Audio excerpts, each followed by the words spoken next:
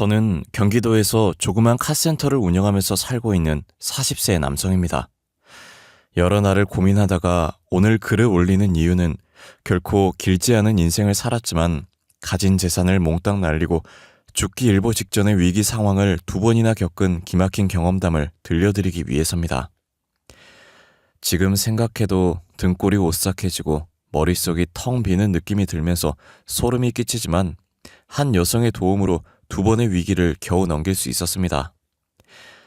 자기 발등 자기가 찍는다는 속담처럼 어쩌면 모든 건 사람을 쉽게 믿어버린 저의 잘못이 절대적으로 크다고 생각해요. 여러분들도 누군가 선뜻 호의를 베푼다고 하면 일단 의심하고 철저하게 확인해봐야 저처럼 어리석은 실수를 저지르지 않을 거란 말씀을 드리면서 이야기를 시작할게요. 저는 어릴 때부터 자동차를 엄청나게 좋아했어요. 네 바퀴를 달고 거칠 것 없이 도로를 달리는 자동차를 볼 때마다 신이 났고 세상에서 가장 좋은 소리가 자동차 엔진 소리라고 생각했을 정도였죠.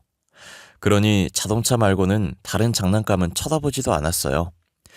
중학교를 졸업할 무렵에는 대학 진학을 포기하고 공업계 고등학교에 가서 자동차 정비를 배울 계획을 세웠어요. 꼭 대학을 포기하면서까지 기술을 배워야겠냐? 네가 아직 세상을 몰라서 그러는데 제대로 된 대학 졸업장이 없으면 나중에 후회하게 될 거야. 그러니까 다시 한번 생각해봐. 아버지, 저도 가방끈이 짧으면 사회에 나가서 무시당할 수도 있다는 거 알아요. 하지만 제가 사회생활을 할 때면 기술을 가진 사람이 좋은 대우를 받게 될 거라고요. 그렇게만 되면 좋지만 하여튼 네가 선택한 길이니까 후회하지만 마라. 제가 공고를 가겠다고 하자 아버지는 걱정을 하시면서도 제 의견을 존중해 주셨어요.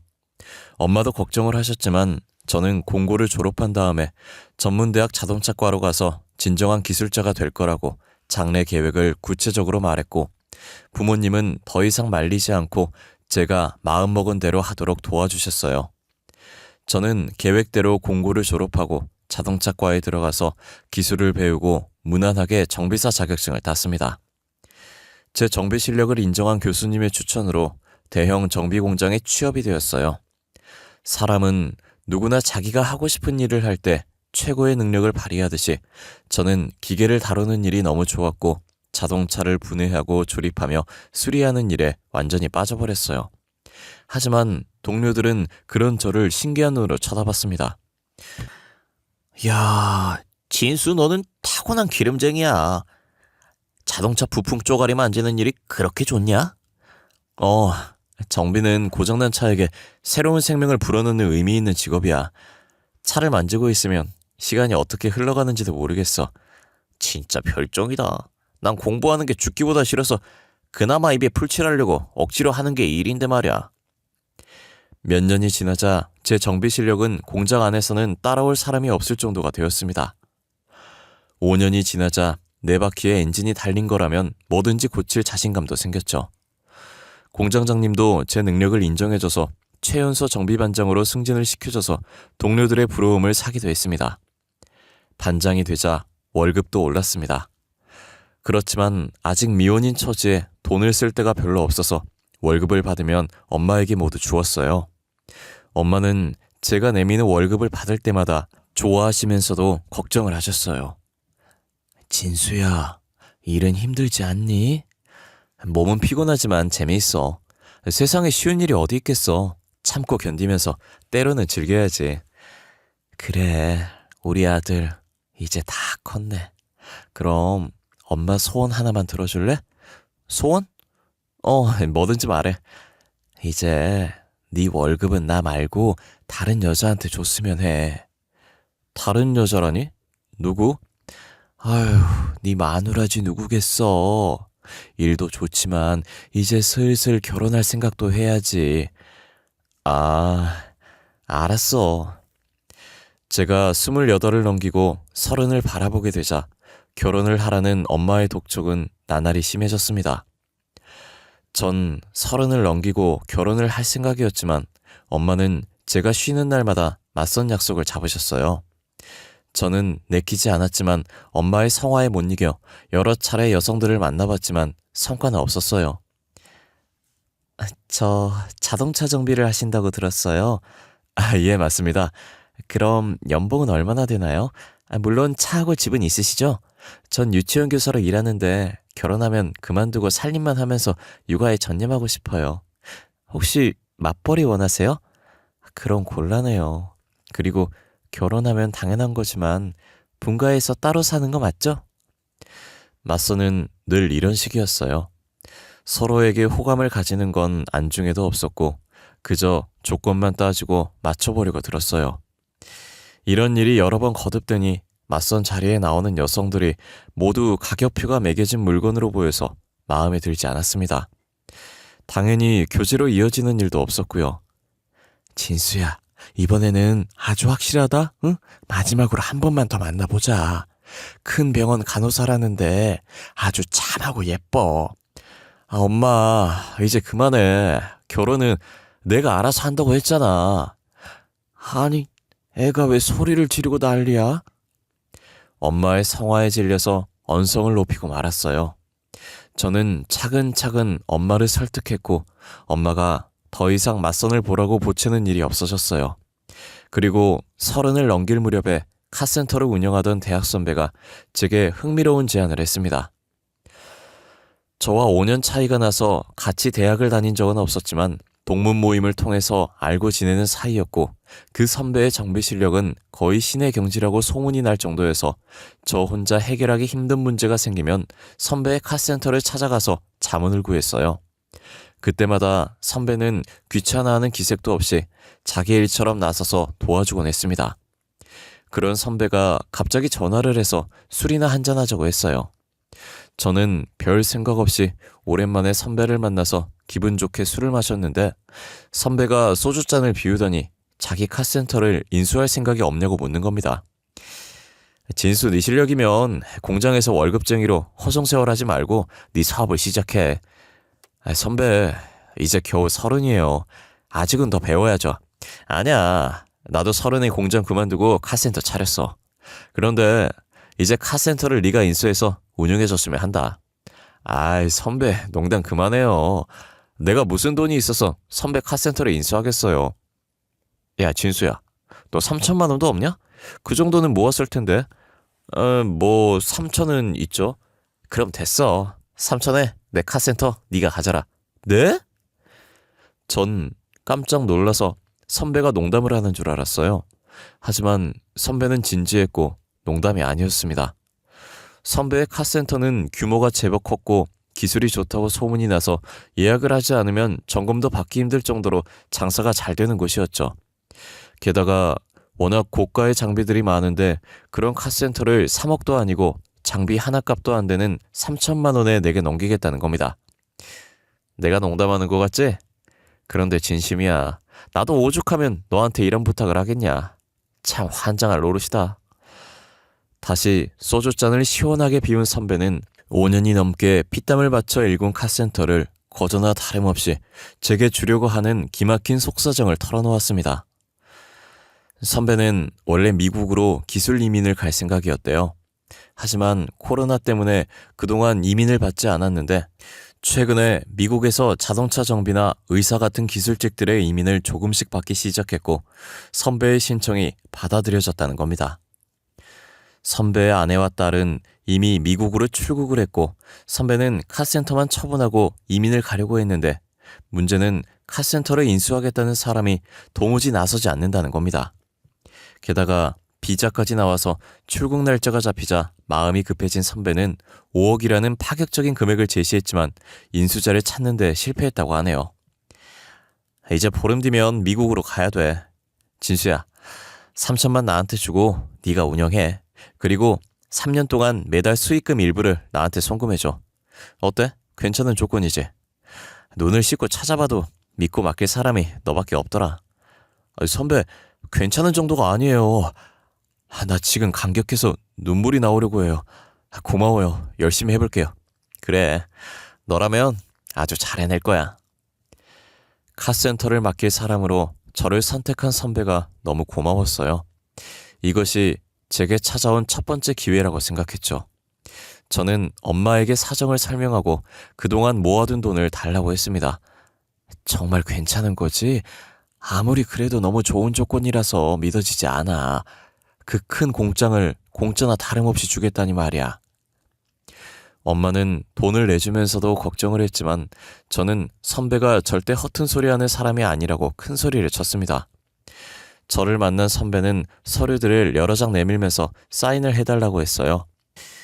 제가 살펴보려고 하자 선배는 그냥 형식적인 인수인계니까 빨리 사인을 하라고 재촉했고 서류에서 얼핏 근저당 설정과 연대 보증이란 말이 보였지만 저는 의심 없이 사인을 해주었어요. 됐어. 참, 한 가지 남았네. 은행에서 확인 전화가 올 거야. 그러면 무조건 맞다고 해. 알았지? 선배의 말대로 은행 직원이 전화를 해서 선배의 카센터를 제가 인수한 게 맞냐고 물었습니다. 저는 자신있게 그렇다고 대답했고 녹취를 하겠다는 은행 직원의 말에 대뜸 동의했어요. 저는 은행 직원이 뭐라고 하든 내라고만 했습니다. 정말 순진하고 어리석었던 겁니다. 그날 선배에게 돈과 함께 미국에서 코리안 드림을 꼭 이루라고 덕담을 얹어주었습니다. 며칠 뒤에 공장을 그만둔 저는 희망에 부풀어서 제 사업을 시작했습니다. 고정 고객들도 제법 있었고 차를 고치는 제 실력이 입소문을 타고 퍼지면서 손님들은 나날이 늘어갔습니다. 저는 사업을 시작하면서 격리 직원을 한 명 뽑게 되었어요. 지인의 소개로 무역회사에서 격리로 일하다가 회사가 문을 닫는 바람에 실업자 신세가 되었다는 여성을 소개받았어요. 안녕하세요, 사장님. 정지윤이라고 합니다. 그녀의 첫인상은 아주 선하고 얌전해 보였어요. 특히 수줍게 웃는 모습은 괜히 제 마음을 설레이게 만들었습니다. 저는 몇 마디 물어보지도 않고 바로 다음 날부터 출근하라고 말했죠. 그녀의 얼굴을 매일 보는 것만으로도 저는 너무 행복하고 좋았어요. 일을 하다가도 창문을 통해 컴퓨터 앞에 앉아서 열심히 서류를 정리하는 그녀의 모습을 보면 피곤함이 싹 사라지고 저도 모르게 얼굴에 미소가 번지곤 했습니다. 그때 저와 함께 공장에서 일했던 후배놈이 지윤이에 대한 제 마음을 알아채고 말았죠. 후배는 제가 공장을 그만두고 사업을 시작한다고 하자 자기도 데려가 달라고 매달려서 같이 일하게 되었어요. 형, 지윤이 좋아하지? 귀신은 속여도 내 눈은 못 속여. 아이 자식이 헛소리 말고 일이나 해. 형도 이제 사장이야. 꿀릴 게 뭐가 있어. 지윤이한테 형 같은 신랑감이면 가분하지. 내가 다리 놔줄 테니까 잘해봐. 후배는 제멋대로 지윤이와 저를 불러내서 술자리를 만들더니 자기는 슬며시 사라져버렸어요. 둘만 남게 되자 어색함이 밀려왔는데 뜻밖의 지윤이가 먼저 입을 열었어요. 사장님이 저를 어떻게 생각하시는지 모르겠지만 저는 사장님 좋아해요. 말을 마친 지윤이는 얼굴이 발갛게 달아올라서 고개를 숙였어요. 아, 그래. 미투야. 엉겹결에 튀어나온 제 말을 들은 지윤이는 피식 웃음을 터뜨렸고 저도 따라서 웃고 말았네요. 지윤이와 저는 후배놈이 인정하는 커플이 되었고 사랑하는 여성이 곁에 있다는 게 이렇게도 좋고 행복한 것인지 정말 몰랐습니다. 하지만 세상을 다 가진 것 같은 행복은 어느 날 갑자기 완전히 깨지고 말았습니다. 불과 1년 만에 선배의 제안은 제 인생을 완전히 박살내고 나락으로 빠뜨리는 악마의 유혹이란 걸 알게 되었던 거죠. 은행에서 대출금 납부를 독촉하는 고지서가 날아오기 시작했지만 저는 무시했어요. 그러자 은행에서 직원들이 들이닥쳤습니다. 김진수 사장님이시죠? 대출금 변제가 이루어지지 않아서 찾아왔습니다. 대출금 거치 기간 1년이 지났어요. 약정대로 2달 이내 원금과 이자를 전액 일시 상환하셔야 합니다. 아니, 대출이라니 그게 무슨 말씀이죠? 제가 어리둥절한 표정으로 묻자 은행 직원은 제가 사인한 서류들을 보여주었습니다. 전 선배가 제게 떠넘긴 대출금이 있다는 걸 알게 되었어요. 좋아요. 그럼 상환해야 할 대출금이 총 얼마죠? 전부 5억 정도 되겠네요. 네? 5억이라고요? 놀란 저와는 달리 은행 직원은 표정 하나 변하지 않고 모든 걸 자세하게 설명해 주었어요. 그제서야 선배에게 철저하게 속았다는 걸 알게 되었죠. 선배는 처음부터 은행에서 담보대출을 받아서 장비를 들여와서 카센터를 차렸고 대출금을 갚지 않으려고 저를 이용했던 겁니다. 기술 이민을 간다는 건 새빨간 거짓말이었죠. 당연히 선배는 연락이 닿지 않았어요. 딱 2달 후에요. 그때까지 5억을 갚지 않으면 모든 자산을 압류해서 처분하겠습니다. 은행 직원은 얼음처럼 차갑게 통보하고 가버렸어요. 기계 만지는 일만 해와서 세상 물정 모르고 순진했던 저는 선배의 가머니설에 철저하게 농락당한 거예요. 저는 돈을 마련하기 위해서 백방으로 뛰어다녔습니다. 제가 사기를 당했다는 걸 알게 된 부모님까지 나서서 돈을 마련하러 다니는 처지가 되었어요. 하지만 겨우 마련한 돈이 3억 5천이었어요. 만약 2달 안에 나머지 1억 5천을 구하지 못하면 모든 걸 압류당하고 알거지가 될 신세였어요. 앞이 캄캄했고 매일 밤 한숨도 잘 수가 없었어요. 그러던 중에 믿었던 후배놈까지 일을 그만두고 자기 살 길을 찾아서 떠나버렸습니다. 그때 공경에 처한 제게 지윤이가 도움의 손길을 내밀었어요. 오빠, 무슨 고민 있어? 안색이 너무 안 좋고 틈만 나면 멍하니 앉아서 한숨만 쉬잖아. 무슨 일이야? 제 고민을 차마 털어놓을 수 없어서 망설이는데 지윤이가 거듭 물었어요. 혹시 돈 문제야? 이제는 지윤이를 속일 수 없다고 생각해서 솔직하게 모든 걸 털어놓았습니다. 2달 뒤면 알거지가 될 신세이니 그녀도 저를 떠날 거라고 생각했는데 정말 뜻밖의 말을 했어요. 오빠, 우리 엄마가 식당 운영하는 거 오빠도 알지? 엄마한테 모아둔 돈이 약간 있어. 그리고 나도 결혼을 염두하고 저축한 게 있으니 그걸로 급한 불부터 끄자. 그게 정말이야? 저는 남자 체면에 결혼도 하지 않은 예비 처가의 손을 벌리는 것이 얼굴을 들 수 없을 정도로 부끄럽고 염치 없는 일이었지만 은행의 압박과 독촉이 날로 심해져서 카센터를 지키려면 다른 방법이 없었습니다. 결혼 전 장모님의 날선 반응을 예상했지만 다행히 따뜻하게 받아주셨습니다. 하늘이 무너져도 솟아날 구멍은 있는 법이야. 그러니 용기 잃지 말고 꿋꿋하게 헤쳐나가게나. 장모님, 정말 감사합니다. 이 은혜는 죽어서도 잊지 않겠습니다. 장모님의 따뜻한 위로에 마음이 울컥해져서 그만 눈물을 보이고 말았네요. 사내가 눈물이 이리 해퍼서 어째? 응? 살다 보면 지금보다 더한 일도 생길 텐데 그만 눈물 닦고 웃으면서 당당하게 살아. 그렇게 아내와 장모님의 도움으로 카센터를 지키게 되었어요.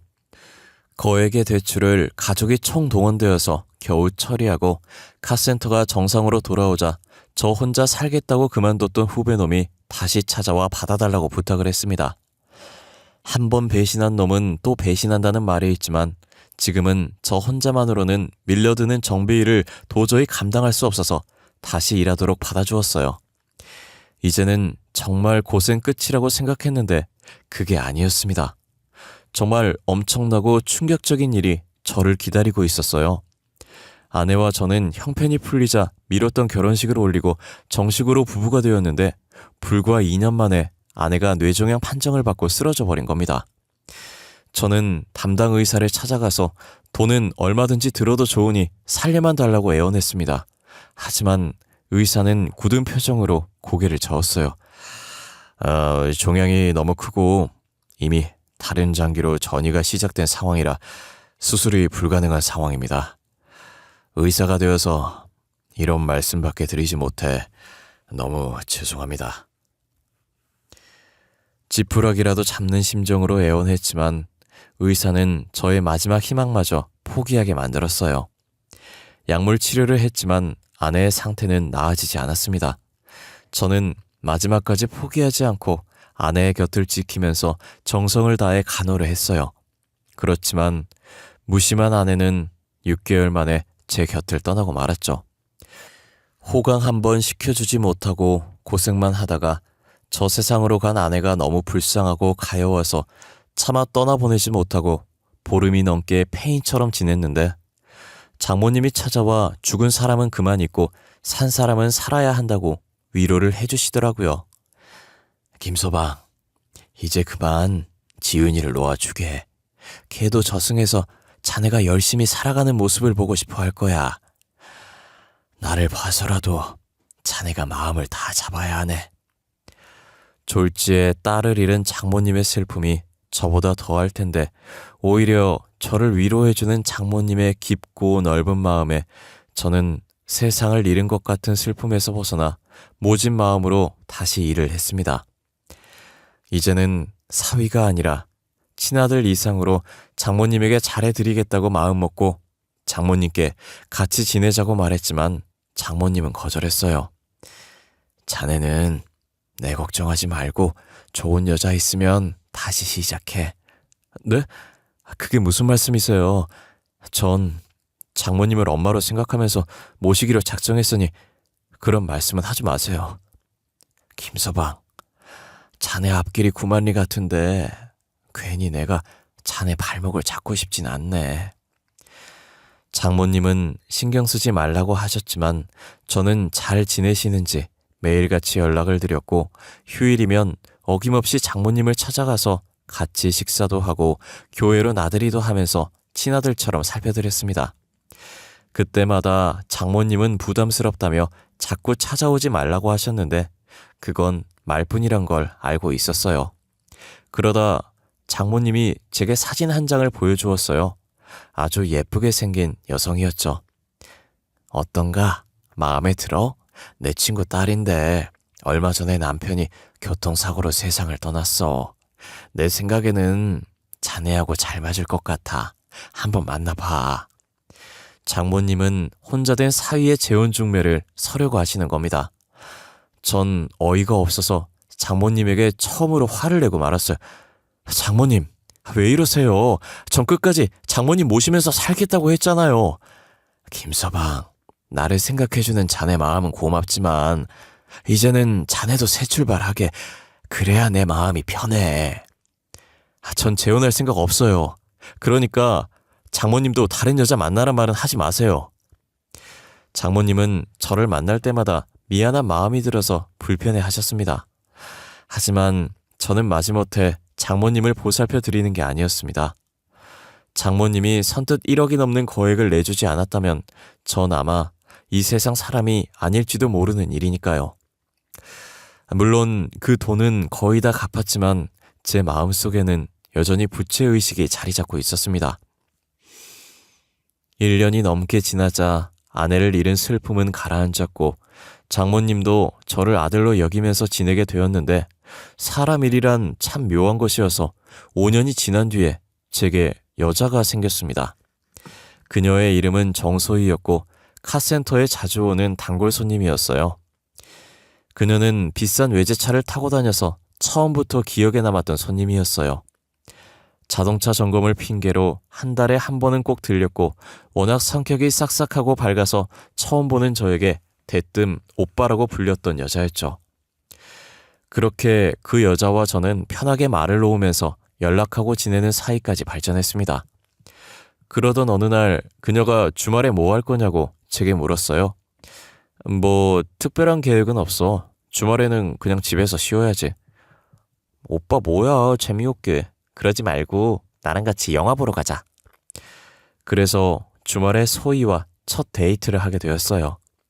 영화를 본 다음에 밥을 먹으면서 그녀의 집안이 얼마나 대단한 갑부인지 알게 되었죠.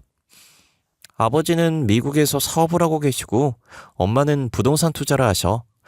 아버지는 나한테 사업을 물려줄 테니 미국으로 들어오라고 하시는데 난 싫어. 난 내가 태어난 나라에서 계속 살 생각이야. 소희는 얼핏 사업가인 아버지의 재산이 수백억이 넘는다는 말을 했어요. 그동안 돈을 보고 달려드는 남자들이 숱하게 많았지만 하나같이 늑대같이 느껴져서 독신을 고집해왔는데 저를 만난 다음부터 생각이 달라졌다고 말했어요. 그냥 오빠가 편하고 좋아. 다른 이유 같은 건 없어. 부부는 무엇보다 같이 있으면 그냥 좋고 편해야 된다고 생각해. 오빠가 내게는 그런 느낌을 주는 남자야. 소희의 적극적인 애정 공세 덕분에 저희들은 자연스럽게 연인 관계가 되었고 소희의 엄마를 만나서 인사까지 드리게 되었어요. 소희 엄마의 첫인상은 부잣집 사모님 같은 느낌이 확 풍겼어요. 외모와 옷차림, 그리고 말투까지 품격과 교양미가 철철 넘치는 여성이었습니다. 만나서 반가워요. 젊은 나이에 자기 사업체를 운영하고 있다니 대단해요. 알고 있겠지만 집안이 넉넉한 편이라 소희가 버릇없이 자라서 아직 철부지예요.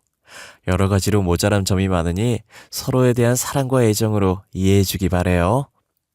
그녀는 마치 주례사 같은 말을 제게 해주었죠. 그리고 정말 귀에 솔깃한 제안을 했습니다. 소희와 결혼하게 되면 내가 가진 여유 자금을 카센터에 투자할 테니까 아주 크게 키워봐요. 이왕 시작했으면 그 분야에서 최고가 되어야 되지 않겠어요? 네, 맞습니다. 저를 믿고 도와주시겠다니 감사할 따름입니다. 열심히 해서 꼭 보답하겠습니다. 그러면서 카센터 명의를 소희 앞으로 해달라는 말을 슬쩍 흘렸어요. 그런 건 문제가 되지 않았죠. 예비 장모님이 자리를 비웠을 때 소희는 자기 엄마가 최소한 20억은 투자할 생각이라고 귀띔해줬습니다. 너무나 뜻밖의 말에 꿈인지 생시인지 도무지 분간을 할 수가 없는 지경이었죠. 내가 이런 횡재를 해도 되는 걸까 믿어지지 않았지만 아내를 잃고 그동안 마음고생을 한 것에 대한 보답이라고 생각했습니다. 소희는 결혼을 빨리 하자고 서둘렀고 저도 미룰 생각은 없어서 결혼식장이며 여러 가지 준비를 정신없이 하고 있을 때 장모님이 저를 만나자고 하셨어요. 김서방, 여자 생겼다면서? 장모님은 제게 여자가 생겼다는 걸 알고 계셨어요. 네, 맞습니다. 진작에 말씀을 드렸어야 했는데 죄송합니다. 아니, 뭐가 죄송한가? 정말 잘된 일이야. 진심으로 축하해. 저는 뭐라고 할 말이 없고 미안한 마음이 들면서 고개만 숙이고 있었는데 장모님은 웃으면서 축하한다고 하셨고 앞으로 잘 살라고 덕담을 해주셨어요. 그리고 어떤 여자인지 궁금하니 얼굴이나 보여달라고 하셔서 소희의 사진을 보여주었는데 장모님의 눈이 커지더니 얼굴이 하얗게 질려버리는 겁니다. 아니, 장모님, 왜 그러세요? 아이고, 하나님 아버지, 어떻게 이런 일에. 장모님은 찬물을 한 잔 쭉 들이키고 마음을 진정시킨 다음에 믿기 힘든 엄청난 사실을 제게 털어놓으셨어요. 소희는 1년 전에 친구분의 소개로 장모님 식당에서 서빙 알바를 했었다고 합니다. 그 친구분은 소희가 어려서 부모님을 잃고 친척 집에 얹혀서 살다가 성인이 되자 눈치가 보여서 독립을 했는데 어린 여자가 혼자 살다 보니 남자들이 괴롭히기도 하고 고등학교 중퇴의 학력으로는 변변한 일자리를 찾기도 힘들어서 유흥업소에 나가면서 어렵게 사는 게 안쓰러우니 일 좀 시켜주라고 했다는 거죠. 친구의 부탁으로 고아인 소희를 걷어주었는데 소희는 얼마 가지 않아 사고를 쳤다고 합니다. 유부남과 바람을 피우다가 본처가 식당으로 찾아와서 한바탕 난리가 벌어졌다는 거예요. 그리고 한 달 전에 소희가 장모님을 찾아와서 애를 가졌다는 충격적인 말을 하더랍니다. 딱 하루 만났던 남자와 애를 덜컥 만들어버렸고 심지어 그 남자와는 연락조차 닿지 않으니 장모님께 도와달라고 울면서 애원했다고 하더라고요. 결국 장모님은 얼마간의 돈을 마련해 주었는데 그 뒤로 연락이 끊어졌다는 거예요. 아이 세상에, 다른 놈 애를 가지고 혼자 키울 순 없으니까 자네를 호구로 잡아서 덤터기를 씌울 작정한 거야. 김서방, 당장 헤어지게. 한 번 속지 두 번은 속을 수 없다는 생각이 들어서 요절을 내주고 싶었지만 저는 결혼식까지 기다리기로 했습니다. 결혼식 당일 신부 대기실에서 소희와 예비 장모의 섬뜩한 대화를 우연히 듣게 되었어요. 알고 보니 예비 장모는 소희가 유흥업소를 나갈 때 알게 된 마담이었어요.